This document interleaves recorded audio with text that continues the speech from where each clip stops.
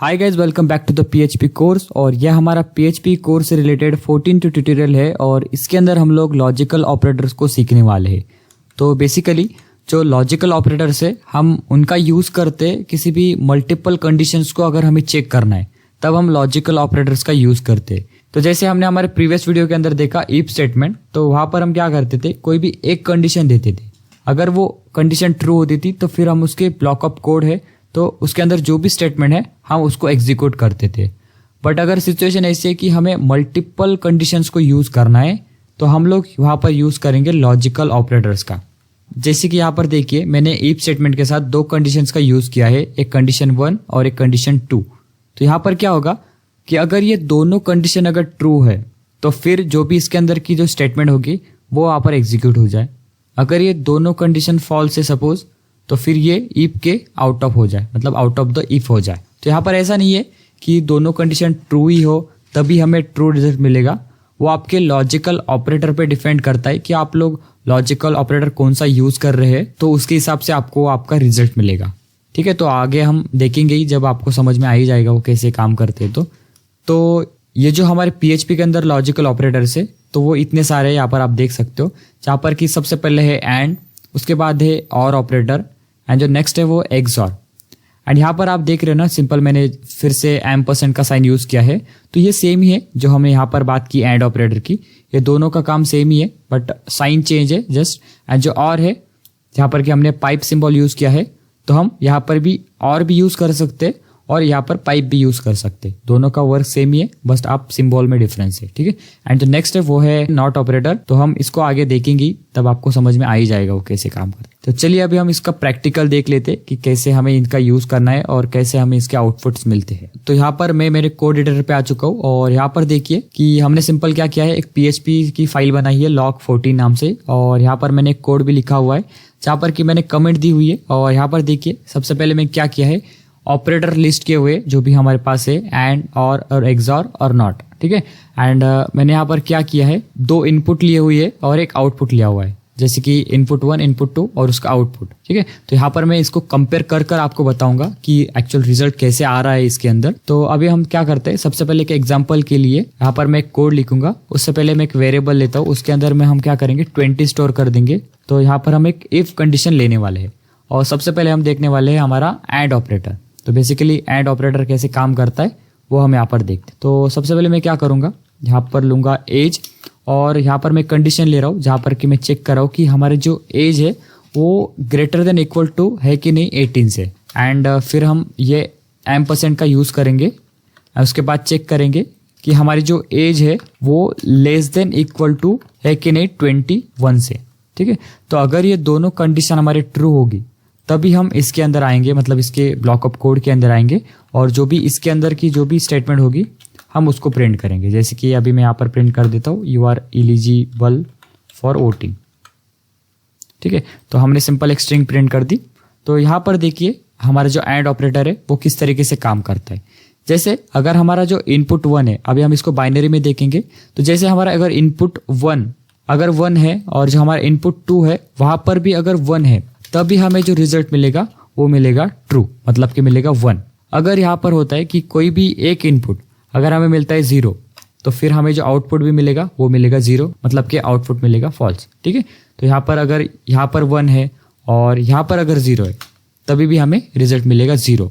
यहाँ पर कंडीशन ये होनी चाहिए कि दोनों इनपुट के अंदर हमें 1 मिलना चाहिए, तभी जाकर हमें रिजल्ट मिलेगा 1। तो यहाँ पर देखिए कि ये कैसे काम कर रहा है। तो यहाँ पर देखो जैसे कि हमने एज के अंदर 20 लिया हुआ है और यहाँ पर हम कंडीशन दी है कि age less than equal to है कि नहीं 18 से। तो यहाँ पर इस सिचुएशन में जो हमारी ये कंडीशन है वो तो हो रही है ट्रू। तो यहाँ पर फिर हम इसको चेक करेंगे एंड यहाँ पर देखिए कि age less than equal to है कि नहीं 21 से। तो जो हमारा 20 है वो तो लेस है 21 से, मतलब ये भी कंडीशन यहाँ पर ट्रू हो रही है और ये भी कंडीशन यहाँ पर ट्रू हो रही है। इसका मतलब क्या है कि हम इसके ब्लॉक ऑफ कोड के अंदर आ जाएंगे और फिर हमने यहाँ पर क्या किया है, इको कर कर जस्ट एक स्ट्रिंग यहाँ पर प्रिंट कर दी है और इसको हम सेव करेंगे।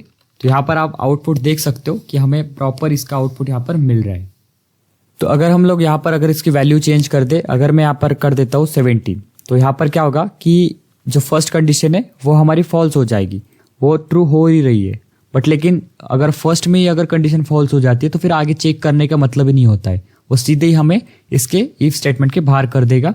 जो भी अगर इफ के बाहर अगर कोई कोड होगा तो वो एग्जीक्यूट कर देगा। तो अगर मैं इसको सेव करूंगा तो यहाँ पर देख सकते हैं कि हमें कोई भी यहाँ पर आउटपुट नहीं मिल रहा है, क्योंकि इसके अंदर गया ही नहीं, इसको प्रिंट उसने किया ही नहीं। ठीक है, तो जो वो एंड ऑपरेटर है वो कुछ इस तरीके से काम करता है। और हम इस एंड को इस तरीके से भी लिख सकते हैं जैसे कि AND, और अगर मैं इसको सेव करूंगा तो भी हमें रिजल्ट यहाँ पर सेम ही मिलेगा। ठीक है, क्योंकि दोनों का मतलब यहाँ पर सेम ही है। तो जो एंड ऑपरेटर है वो कुछ इस तरीके से यहाँ पर काम करता है। एंड जो नेक्स्ट ऑपरेटर है वो है हमारा और ऑपरेटर। तो बेसिकली जो और ऑपरेटर है वो कैसे काम करता है वो हम यहाँ पर देखते हैं। तो इसके अंदर क्या होता है कि अगर दोनों कंडीशन में से कोई एक भी कंडीशन अगर 1 है तभी भी हमें रिजल्ट मिलेगा ट्रू। ठीक है, अगर यहाँ पर अगर हमें इनपुट 1 के अंदर 0 है और इनपुट 2 के अंदर अगर 1 है तो भी हमें रिजल्ट मिलेगा 1। या तो दोनों 1 हो या तो फिर उनमें से कोई भी एक 1 हो, तब हमें रिजल्ट मिलेगा 1। तो चलिए यहाँ पर भी देख लेते हैं कि कैसे काम करता है बेसिकली। तो यहाँ पर हम क्या करेंगे, इसकी वैल्यू को चेंज कर देते हैं। जैसे कि यहाँ पर देखिए हमने क्या किया, एज के अंदर 17 डाल दिया। तो यहाँ पर देखिए age less than equal to है कि नहीं 18 से, मतलब कि फर्स्ट कंडीशन जो है तो वो फॉल्स हो रही है हमारी। उसके बाद हम यहाँ पर यूज करेंगे और का, जहाँ पर कि हम पाइप सिंबल का यूज करेंगे। ठीक है, एंड उसके बाद जो सेकंड कंडीशन है उसके अंदर क्या है कि age less than equal to है कि नहीं 21 से। तो हमारी एज के अंदर तो 17 है, मतलब 17 तो 21 से छोटे है, मतलब कि ये कंडीशन हमारी ट्रू हो रही है। एंड ये जो कंडीशन है वो हो रही है हमारी फॉल्स। तो यहाँ पर हमारा क्या होगा, इस और के अंदर कोई भी अगर एक कंडीशन ट्रू हो तो भी हमें यहाँ पर ये ट्रू रिजल्ट देता है। ठीक है, तो अगर हम इसको सेव करें और यहाँ पर देखें तो देख सकते हो कि हमारी स्ट्रिंग प्रॉपर यहाँ पर प्रिंट हो रही है, क्योंकि हमने जैसे यहाँ पर देखा कि अगर कोई भी एक के अंदर अगर हमें 1 मिलता है तो हमें रिजल्ट मिलेगा 1। ठीक है, तो जो और है वो कुछ इस तरीके से यहाँ पर काम करता है। अगर मैं यहाँ पर कर दूँ उसको 18, मतलब दोनों कंडीशन हमारे ट्रू है, तभी भी हमें ये रिजल्ट देगा ट्रू। ठीक है, और हम और को इस तरीके से भी यहाँ पर लिख सकते हैं, जैसे सिंपल OR किया और इसको सेव किया और रिजल्ट देखेंगे तो सेम ही आएगा, क्योंकि दोनों का मीनिंग यहाँ पर सेम ही होता है। ओके, तो जो नेक्स्ट ऑपरेटर है वो है हमारा एक्सॉर। तो बेसिकली अभी एक्सॉर को आप ध्यान से देखिए कि एक्सॉर किस तरीके से काम करता है। तो यहाँ पर क्या होता है कि अगर दोनों कंडीशंस के अंदर 1 है, मतलब कि दोनों इनपुट के अंदर अगर 1 है तो हमें जो रिजल्ट मिलेगा वो मिलेगा 0।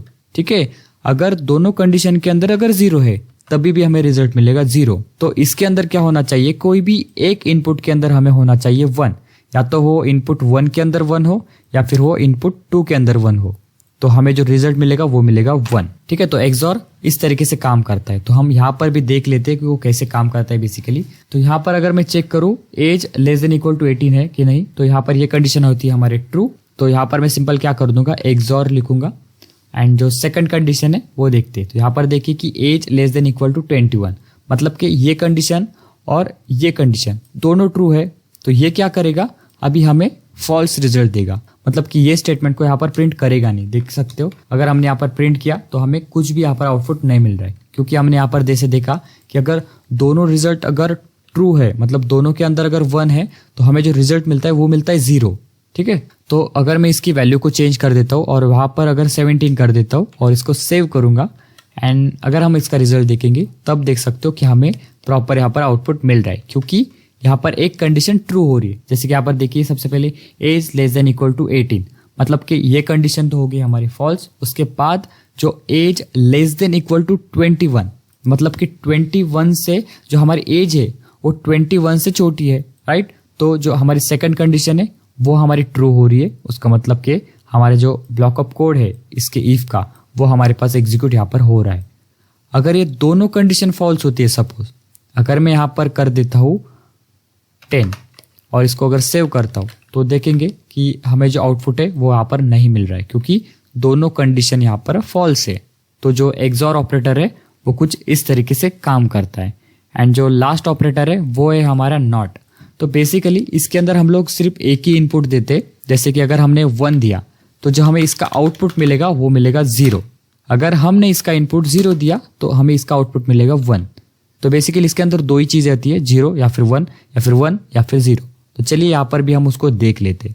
तो हमें अगर 1 एक इनपुट देना है तो हमें एक ही यहाँ पर कंडीशन लेनी पड़ेगी। जैसे कि हमने यहाँ पर एक कंडीशन ली है एंड यहाँ पर मैं क्या करता हूँ, एक और राउंड ब्रैकेट दे देता हूँ और यहाँ पर हम क्या करेंगे, जो एक्सप्लेनेशन का साइन है वो यहाँ पर यूज करेंगे, ठीक है, जो कि हमारा नॉट ऑपरेटर है, ठीक है।